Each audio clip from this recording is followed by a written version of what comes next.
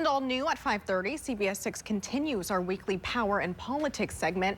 Our Tom Eschen sitting down with independent candidate for president Robert F. Kennedy Jr. That conversation only here on CBS6 as Tom sat down with RFK for a wide-ranging interview as he discusses some of the biggest issues facing Americans right now. We pick up their conversation in the middle of their discussion about leaving the Democratic Party and the impact it had on the rest of the Kennedy family. It's a conversation you'll hear only on 6 tonight. They join us now from New York City.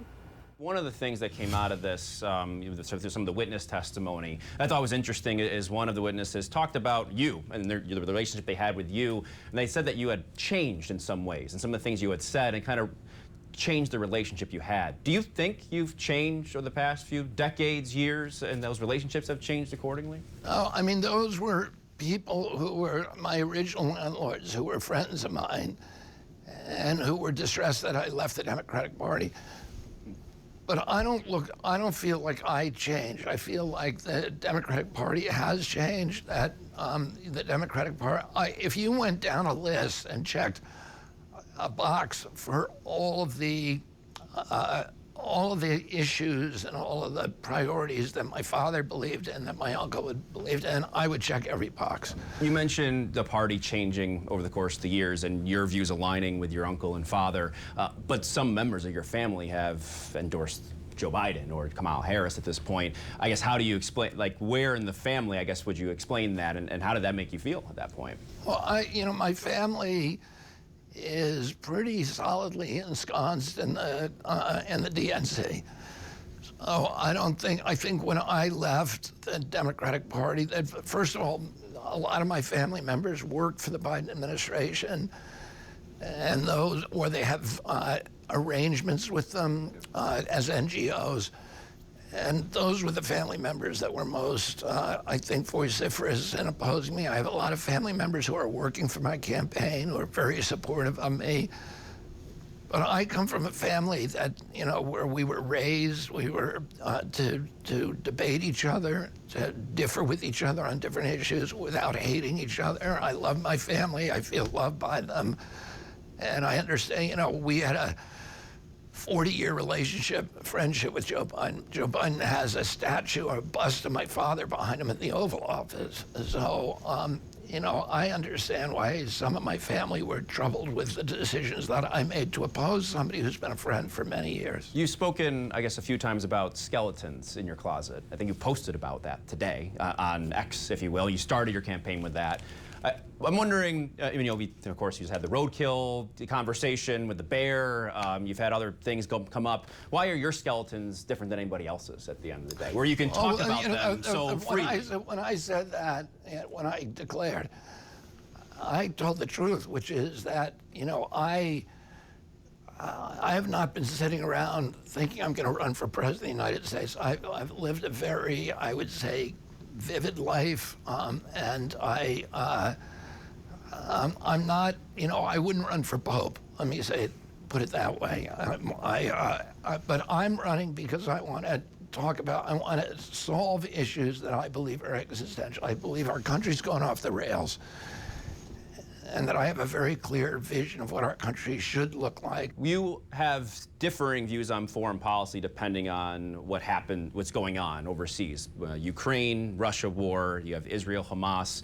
Why, when it comes to Ukraine, you aren't as forthright in defending their battle against Russia as Israel is defending their right to battle against Hamas? They're two different wars. I believe, I think all wars are bad, and I sympathize with the people. It's heartbreaking, the suffering in Ukraine, the suffering in Gaza. But there are wars of choice, and those are immoral wars, and then there are defensive wars. Israel was attacked. Israel is now in an existential battle for its own survival. It's in a 5-front war. By proxies of Iran, which has vowed to its annihilation, to the extermination of Jews in Israel, as was Hamas. It was attacked brutally. People, citizens, children, women were raped, were cooked in ovens, were burned. and mutilated. And Israel has a right to defend itself like every other nation. With Ukraine, Well, just to follow up on Israel, I mean, you do look at their response, and there's the reports are 40,000 in Gaza have been killed, and most of those have been civilians since then. So, but that's Hamas's fault. It's not Israel's fault. Israel is trying to get its hostages back. It has a right to do that. It has, it has an obligation to do that. And Hamas is making a decision to use civilian shields to maximize civilian casualties in order to get the world to stop Israel. But any other nation in the world that cared about its people would say, we're going to give the hostages back and give up. I don't think you can blame Israel for that. That is feeding into Hamas's agenda, their strategy, their propaganda. Do you think it's working, what they're trying right now, to get those hostages back? Is it working? I mean, I think that it's not the best strategy. It's not. I mean, I think it's the only thing that Israel has. How else are you going to do it if Hamas won't negotiate? Hamas knows that if once it gives those hostages back, that it has nothing left. It has no power, and so it's going to do everything it can to hold on to the hostages. But Israel has a right under Article 5 of the United States Convention to get the hostages back. Israel's not looking to kill civilians in Gaza. It doesn't want to do that. It knows it's strategically bad. Israel's a humane nation. It doesn't want to do that. But Hamas is using, putting its armories, its command centers, its weapons caches in civilian homes, in playgrounds, in schools, in hospitals. It's doing everything it can to maximize civilian casualties. It's a very different situation in Ukraine.